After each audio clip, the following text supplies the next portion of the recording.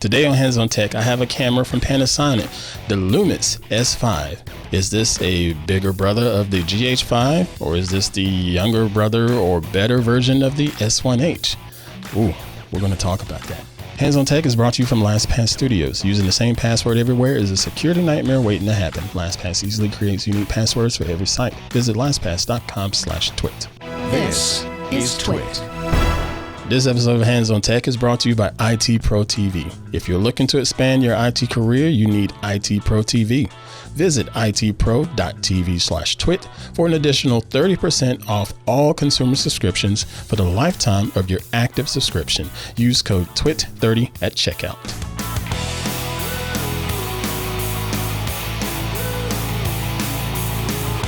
Hey, what's going on, everybody? I am Pruitt, and this is Hands on Tech.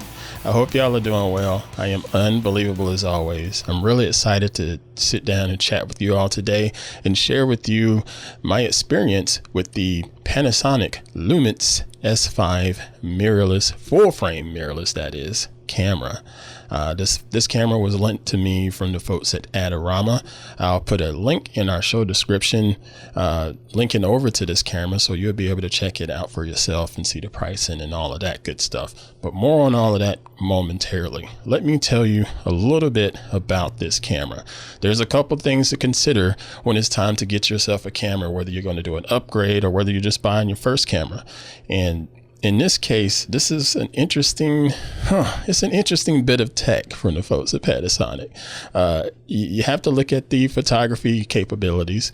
You look at the video capabilities. And then nowadays, you might want to look at it from the aspect of vlogging as well as live streaming and doing video conferencing. So there's a lot of things to consider now, but fortunately, the technology across the board is getting so much better, not just from Panasonic, but pretty much from all of the camera manufacturers. But we're going to talk about the S5 today.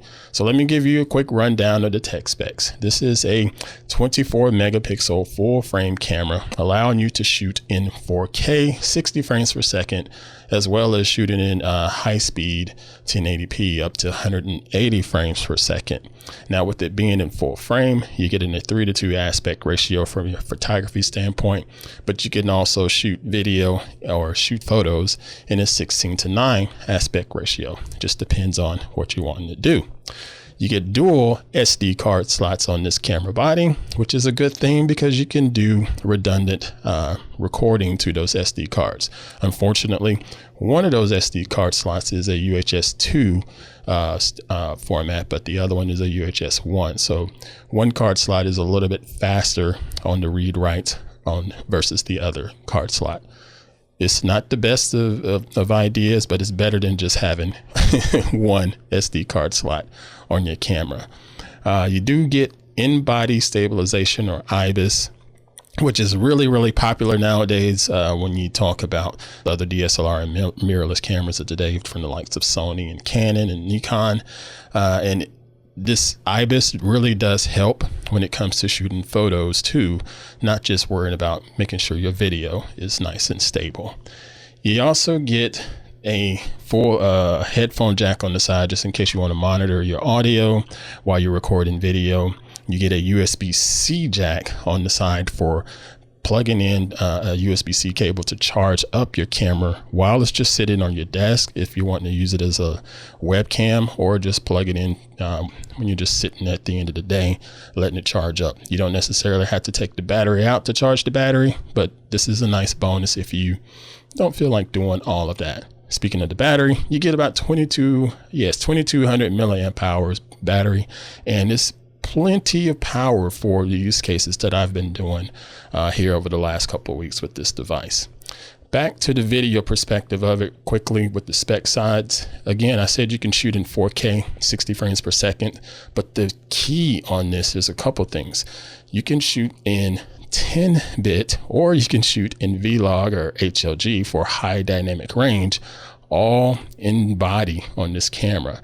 Now, in the future, Panasonic is going to offer a firmware upgrade that's going to allow you to shoot in 5K Externally though, you have to be able to use the micro HDMI port on the side of it and connect it to an external recorder, and it still will allow you to record an even higher resolution for your video. It's pretty nice that they're able to do that on this type of camera. This is a middle of the road, mid-range prosumer, if you will, camera body. This is not a beginner's camera, and it's not a pro line, but it's the middle of the road, and it's offering quite a bit of the same specs that you're going to get from the upper echelon of the Canon S1H, which we showed that off back at CES 2020. Let's go ahead and take a look at some real world items that I felt are pretty important in the photography aspect of this. So let's take a look at this image. This is just a standard sunrise shot that I went to get one morning. And whenever you're dealing with camera technology of today, you're going to always wonder about the high dynamic range. I've talked about HDR and high dynamic range on Hands-On Photography. Be sure to check that episode out to get a further explanation. But the key with this HDR technology is how much can I recover from down here in the shadows? Can I pull up the details? And how much of the highlights can I recover? So right here, I purposely shot facing the sun because I wanted to see how I could get this fairway to look. So I'm going to pull the shadows up here in Lightroom, and I'm going to pull the exposure up just a touch. And as you look at this, this is the raw photo. So you're getting a lot of data to play with, and I'm able to recover those shadows. You can see the grass is actually green when originally when I shot this, it was all dark and black. So from a HDR standpoint, they have really improved on this standpoint, and it looks really good. Now, so let's take a look at this image. This is a studio session that I played around with my son, the hardhead, the youngest hardhead. And granted, I have ample lights here. I could use a speed light. I can use a monolight. I have plenty of light to make this work for me. And that's the thing with this. If you have decent lights, this is a nice camera for studio shots and portraits and things of that nature. And this is all unedited. I haven't touched it or anything. Zoom in on it and you can see that this thing is really sharp. The focus on it is outstanding. Now the talk about Panasonic and its autofocus has always been a little bit of not so good, but I'm just standing here with a model just doing a regular portrait shot, so the focus was easy to lock on and just grab everything that I needed him to grab. And of course, when you're shooting portraits, you want those eyes to be nice and sharp, and in this example, it nailed it. Exposure looks pretty good. Again, the details on the face, even down to just a little simple skin imperfections that a teenager would have at that point in their life. Another example is here. This is another shot, just changed the angle of it. And again, the lighting works for this, and it makes the camera's job a little bit easier. But again, take a look at the details. This is a black shirt, and I'm able to see fine details and the fabric and the little fuzz, and everything is just really sharp. So I got to give them kudos. So far, this camera is outstanding for using it for photography. Now, let's get back again to just looking at the whole aspect about autofocus. So when we talked about autofocus, you think about the fact that your objects are going to be moving in the frame. So you want to make sure you're able to lock in when you're trying to snap the shot, especially if they're just walking around, or if there's someone on a bike and you're just trying to get the shot for street photography or things like that. So you need that continuous autofocus to be quick. Now, regardless of the camera, whether it's the S5 or my Canon behind me or some other super duper fancy camera that's out there, focus is not going to be easy for the camera because of physics. As your subject moves closer to the lens, the focus is going to have to work a little bit harder, such as right now as I'm showing my hand and I move away, and it has to think about it and lock on and find the subject. That's a little bit of work. So if you're dealing with going side to side, it's a little bit easier to get your continuous autofocus to work. When they're coming forward towards your lens, that's a bit more of a challenge. And in the instance of the S5, It does really well with this autofocus going side to side. Not so much as the subject comes closer and near or further from the frame. So let me show you a couple of examples over here. Now, these are some images that were shot in low light. That's another challenge, shot in low light. And this is part of him doing some of his workout in football because he's a quarterback. So I had him do a simple rollout at full speed. I wanted him to get it a full speed sprint just to make sure I can catch up with him. And I got to tell you, it didn't do terribly bad because we were going side to side. So let's see, this is 1 shot, 2, 3, 4, 5 shots. All right. Now, of those 5 shots, 3 of them were fair. That one's in focus. That's one of 5. 2, nope. 3, yeah. So that's 2 of the 5 shots. 3 of the 5 shots, not so good, and that's okay. So 3 out of 5 were pretty good with getting the focus lock, even with being in low light, and even with right now in this final frame where it changed the exposure because he went into the sun out of the shade, and the camera still did what it needed to do.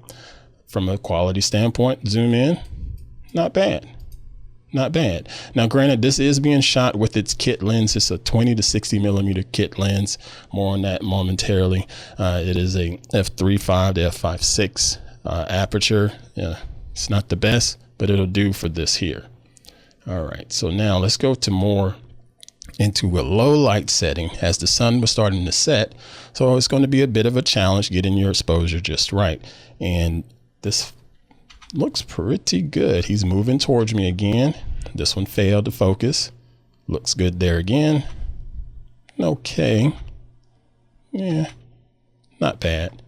So again, we're getting about 3 out of 5 in focus, and this is shooting at a high frame rate burst mode, which is with a continuous autofocus. You can shoot it at 5 frames per second. If you do it with single autofocus, it's only going to give you 7 frames per second in high speed. So still not the best specs if you want to go out and shoot sports, but it is capable as long as you understand the limits of the camera. Lastly, let's get a little bit further in the daylight is starting to go away. The focus points again looks pretty good. My other son is running. Shutter speed is pretty good and locking him up and keeping him nice and sharp. And the focus is still hunting and hunting and hunting, and it finds him here. Loses him a little bit there, and it finds him again. So again, just understand the capabilities of it. Now, from a photography standpoint, this camera is legit. It's legit.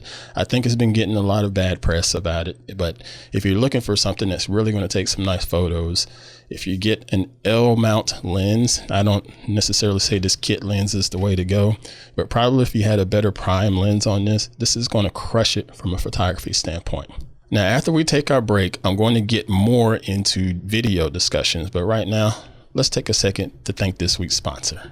This episode of Hands on Tech is brought to you by IT Pro TV. Whether you're a manager of an IT team or an individual looking for more IT skills, IT Pro TV has the professional training you're looking for. IT Pro TV is focusing on Cert Nexus certifications for November. Learn more about getting certified as a CyberSec first responder, a cybersecure coder, or a certified Internet of Things practitioner. Go to itpro.tv/twit and use code TWIT30 to receive 30% off all consumer subscriptions for the lifetime of your active subscription. That's itpro.tv/twit and use code TWIT30. IT Pro TV. Build or expand your IT career and enjoy the journey. Okay, so we're back. Now, before we get into the video aspects of it, I wanted to show you the actual camera body in comparison to another camera. So right now I have an APS-C Canon camera right here on the right, and on the left, this is the S5. And again, you can see from a size standpoint, it's pretty small. It's not as big and clunky as the S1H, their flagship camera, but it's not terribly small. APS-C cameras are a little too small for me. I mean, I use this camera. It's still a joy to use, but I'd rather have something a little bit bigger and that feels a little bit more substantial in my hands. But this is their mirrorless, and this is something that I fought with in the mirrorless world forever, was they always felt too small. This one gets it right. They give you a deeper grip to make it feel a little bit better in the hands. Now, I also enjoyed the dials on the top of this. This is perfect. Everything is easy to get to, and there's a dedicated record button for video. Even has a joystick on the back to help you with getting that autofocus locked in on your subject. It's going to take a lot of practice, but this is still nicely designed. I do enjoy the way this camera feels in the hands in comparison to some of those other mirrorless cameras out there. I think this one gets it right, just like the Sony a7R4 gets it right from an ergonomics standpoint. Now, video could be quite interesting. You have the vlogging standpoint of video, and then you have the, sort of movie cinematic standpoint of it. I've tried a couple. From a vlogging standpoint, I decided to just, hey, let's shoot some footage of me going out to get ready to shoot the sunrise here, those photos that I just showed you. So what I wanted to do was put it in as harsh situations as I possibly could, so I could test the dynamic range, shoot it in low light, shoot it in brighter lights, be able to test the stabilization, because you're walking around. Does this thing stabilize as it should? And spoiler alert, it's okay. It's not great. It's okay. But I have some vlogging footage. Let's go ahead and take a look at that. So I'm up a little bit early because I want to go out and get some sunrise footage here near at the local golf course. And I wanted to set up this video to be shot in HOG for HDR format, 4K. 422 10-bit HDR, that is. And I'm curious to see how it's going to look with the dynamic range, because right now, as you can see, I'm backlit and my face is dark, but I'm curious to see how much I can lift up in post to make my face look a little bit better, as well as go outside when it's low light and see how this is going to perform. One thing I don't like about it is you're shooting in 4K, but you have about a 1.3 crop on your framing, so I have to really hold this out to be able to get myself in the frame the way that I like to look at it. Now in 1080p, you're able to use the full sensor, but when you're shooting in 4K, you have to shoot it at a APS-C sensor size. I think that's a little not too good for a camera that's going to cost you about $2,000.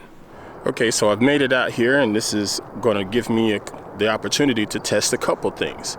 First off, the audio. Well, I decided that I'm not going to use the internal mic, because people that are using these cameras for videos are probably aware that they should use some sort of external mic. So I have an external mic plugged in, and this is going to sound a lot better than the internal mic. I guarantee it. I'll put a link in the show notes so you can check out the mic that we are using. But this also gives me the opportunity to check out two more things. The stabilization, because this does have in-body stabilization, and the autofocus capabilities. That's something that's not so good. I got to tell you, I'm out here with the sunlight coming in directly on my face. I'm not backlit this time, and I should have pretty decent contrast, but this thing is struggling to keep me in focus. Panasonic has had a history, unfortunately, of having autofocus problems. They have beautiful picture, but they definitely have had issues with autofocus. And right now, I'm still seeing a little bit of their bad history. They claim that their autofocus has improved, but how good is this? Let's go ahead and try to get this shot set up and see if we can get something nice and pretty from the sunrise.